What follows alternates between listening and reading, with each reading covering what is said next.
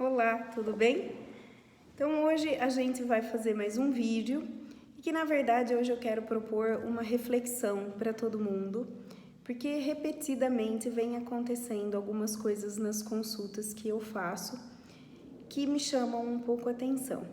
E é algo que eu já andei lendo outros colegas relatando, que um fenômeno, que vem acontecendo ultimamente, que é a medicalização da saúde. O que é isso, Então, até que ponto os pacientes buscam tratamento para o seu problema em remédios e não estão buscando, na verdade, a saúde.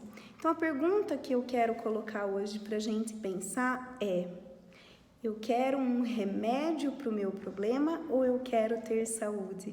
Hoje é o vídeo que a gente vai conversar.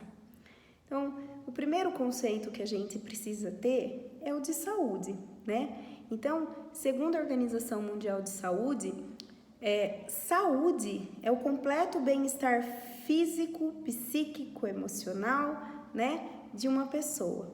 Então, esse bem-estar vai muito além da ausência de uma doença, Então, se eu não tenho nenhuma doença aparentemente, mas eu não estou bem, não significa que eu seja saudável, porque eu não estou bem.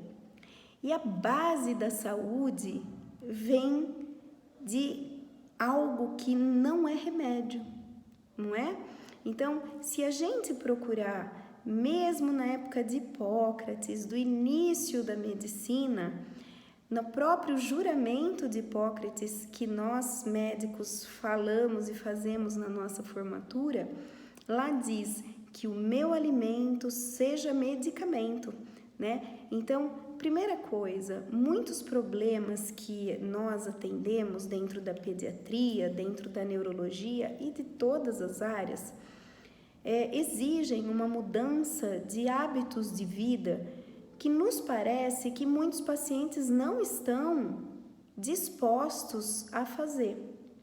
Então, o primeiro questionamento é: o problema que eu venho apresentando é um problema decorrente de uma má alimentação, de um sono de má qualidade, de uma rotina de vida que está exagerada, correria, sem tempo para o descanso, para o lazer, um sono ruim, más relações sociais, amizades, de trabalho, de afeto, Onde é que eu preciso corrigir? Tem muita coisa, gente, que a gente resolve com pequenas mudanças no dia a dia e que remédio nenhum vai poder fazer isso por você. Então, um problema que eu tenho muito frequente é no tratamento da enxaqueca, por exemplo, A enxaqueca na criança e na adolescência é muito importante, é muito grande a influência de erros alimentares, E talvez pela corrida do dia a dia, da rotina que as pessoas têm, muitos se usam alimentos ultraprocessados, industrializados, marmita, lanche, fast food, salgadinho, muito refrigerante, coisas que fazem mal e que causam diretamente as crises de dor de cabeça. E quando a gente vem numa consulta e orienta toda uma mudança de dieta, muitas vezes o paciente sai frustrado, porque ele queria uma tomografia para saber que não tem um tumor e um remédio que curasse. Sendo que a medicina deve ir muito além do que dar um remédio para aquela dor. A medicina deve buscar a saúde integral do paciente. Então, muitas crianças hoje em dia têm dor porque ficam o dia inteiro deitado jogando no celular. Como é que eu vou dar um remédio para essa criança e não vou orientar uma atividade física? Tomar sol, comer direito, horário para dormir. Como é que a gente quer ter saúde? Como é que a gente quer que a nossa doença sare se eu não dou o básico para o meu organismo? Nós somos aquilo que nós comemos. Nós precisamos do sono, nós precisamos de atividade física, nós precisamos de sol, nós precisamos de convívio social saudável. As crianças precisam brincar. Não é um remédio que vai resolver o problema, muitas vezes. E muitas vezes você vai trocar de médico, vai trocar de remédio e o problema não se resolve. Então, muito mais importante é a gente questionar, gente, aonde estamos indo? O que eu estou querendo da minha vida se eu não tenho tempo para o essencial? E o que é o essencial? Se não alimentar o nosso corpo e o nosso pensamento com coisas boas. Eu tenho muitos problemas, por exemplo, de comportamento em crianças escolares e adolescentes pelo abuso de jogos violentos. Então, eu cito muitos nomes para as crianças, eu não sei se por ser um vídeo público eu posso citar nomes de jogos, mas eu sei que todo mundo conhece os jogos que as crianças estão jogando atualmente, em que elas recebem pontuação, ou seja, elas são reforçadas positivamente, como se fossem parabenizadas por matar, por roubar, por cometer crime. Como assim? Então eu estou ensinando, são jogos inclusive proibidos para menor de idade, devia ser proibido para todo mundo, porque isso não faz bem para ninguém, né? Mas para menor de idade muito pior, porque é um cérebro em formação. Como é que eu quero que essa criança vá bem na escola, se ela vive num ambiente de violência? Porque as pessoas precisam entender que aquilo que eu assisto, o meu cérebro entende como se eu estivesse vivendo. Então, se eu assisto um filme que me emociona, eu choro, mesmo sabendo que é um filme. Aquela criança que está jogando e matando e ganhando pontos por matar e fugindo de morte o tempo inteiro, é como se estivesse em situação de guerra. Você acha que tua casa está tranquila, mas a tua filha, o teu filho está vivendo em situação de violência. Virtual, mas é violência. E isso comprovadamente dá dependência. Isso comprovadamente dá atrofia de lobo frontal. Gente, lobo frontal, essa região, é o que nos diferencia dos animais. É o que me faz saber esperar, sem sair matando por causa de um pedaço de carne. E quantas pessoas hoje, por causa de uma buzinada no trânsito, desce e mete bala no outro? E a intolerância, e a irritabilidade, e aí adianta eu dar antidepressivo para essa criança, pelo amor de Deus? Eu preciso que essa criança brinque, faça esporte, converse.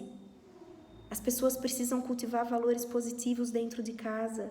E por melhor que seja a família, se eu não sei o que se passa no celular do meu filho, eu não sei o que está acontecendo, eu não sei o mundo onde ele vive. Embora você ache que no quarto dele ele está seguro.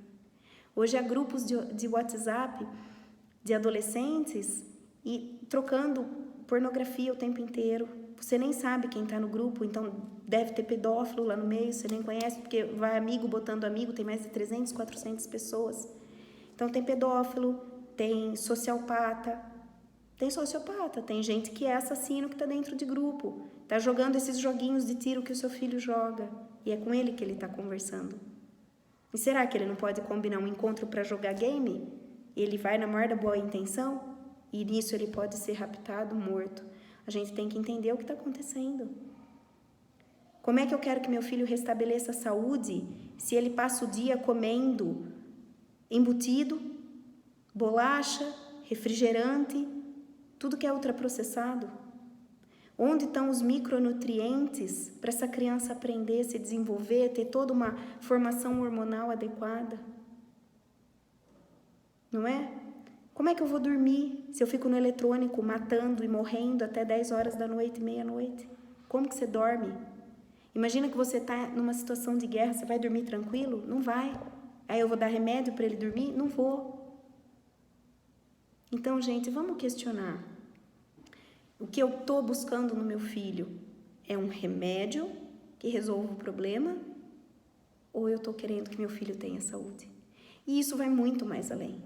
Eu tenho inúmeras crianças com problemas de atraso de desenvolvimento, de problema escolar, por falta de estímulo. São crianças criadas pelo celular. Como os pais hoje em dia precisam trabalhar, muitas vezes vão ficar com cuidadoras e cuidadores que pela correria, a criança está quieta na TV, assistindo o YouTube, sabe-se lá Deus que vídeo. Ou está quieta jogando joguinho no celular. Quem conversa com essa criança? Que diálogo existe? Para que essa criança vai falar? Não vai falar. Então, atraso de linguagem, gente, vai muito além. A dificuldade escolar vai muito além. A criança não está lendo. Vocês têm hábito de leitura dentro de casa? Quantas vezes você sentou com o teu filho para ler um livro?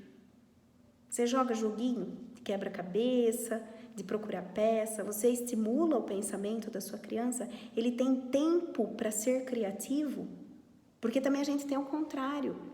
Pais que preocupados com essa não estimulação ou estimulação inadequada pelo eletrônico, coloca em 1000 atividades e essa criança só tem atividades direcionadas. Então vai no inglês, vai no judô, vai na capoeira, vai na natação, vai no balé, vai em tudo. E o tempo do ócio criativo? Que hora essa criança tem para não fazer nada, para ter que, nossa, vamos inventar uma brincadeira? Não, ela tem 30.000 brinquedos, 30.000 atividades e nenhum tempo de ser criativa. Que responsabilidade ela tem? Gente, é muito preocupante. Eu muitas vezes demoro muito nas minhas consultas porque eu pego nesses pontos da gente se questionar. O que eu estou buscando? Eu acredito muitas vezes que alguns problemas que nós enfrentamos na vida podem ser oportunidades para o nosso crescimento e para a gente consertar coisas que já vêm erradas há muito tempo. A partir de alimentação saudável, coisas que nascem na terra, plantas de verdade, né? As fontes de proteína animal, peixe de verdade, carne de verdade, ovo de verdade, não embutido, que é resto misturado com corante, com conservante, com N substâncias cancerígenas. Bebida de verdade, água, leite de verdade, suco de fruta de verdade. E não um saquinho com um pó colorido dentro, cheio de açúcar e corante, que se chama suco, só que não é. Eu preciso de uma alimentação. Eu preciso ter hora para dormir. Eu preciso ter hora para acordar. Eu preciso ter responsabilidade dentro da minha casa. Eu preciso ter consequências. Eu tenho que entender desde pequeno que aquilo que eu planto, eu colho. Agora, o que eu planto é opção minha. E no início da vida, é a opção da minha família.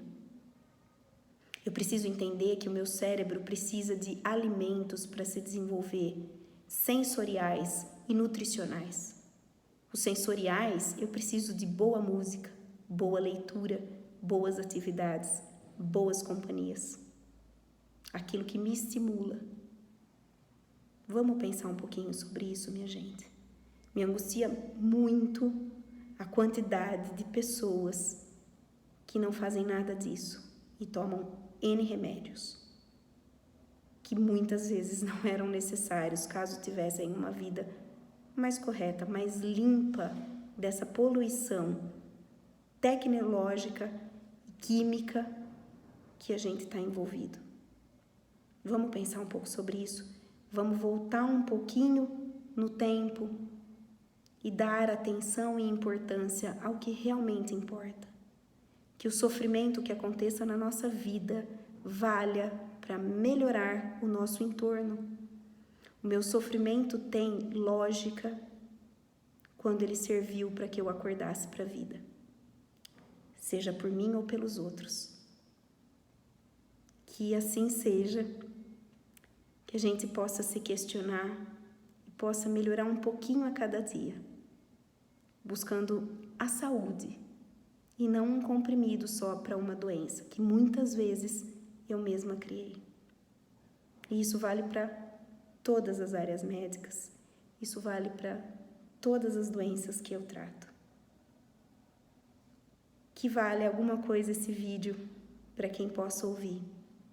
Qualquer dúvida, qualquer sugestão, manda pra gente, eu estou disponível. Ideias de outros vídeos, compartilhem, tirem suas dúvidas. E procurem alguém que possa ajudá-los.